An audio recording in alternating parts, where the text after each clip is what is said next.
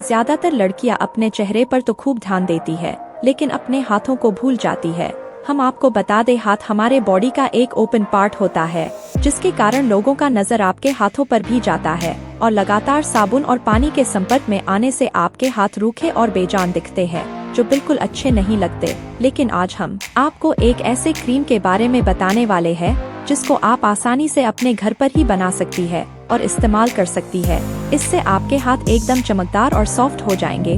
Video पूरा देखिएगा क्योंकि यह काफी कमाल का क्रीम है। तो चलिए शुरू करते हैं। इसके लिए आप सबसे पहले 1 चम्मच चाय पत्ती को मिक्सर ग्राइंडर में पीस कर पाउडर बना ले और इसमें 2 चम्मच दही, 2 चम्मच मिल्क पाउडर, 2 चम्मच कॉर्नस्टार्च, इन सभी चीजों को एक बाउल में अच्छे से मिला लें और पेस्ट तैयार कर ले। अब इस पेस्ट से रात के समय अपने हाथों पर हल्के हाथों से मसाज करें और 10 से 15 मिनट तक लगा रहने दें।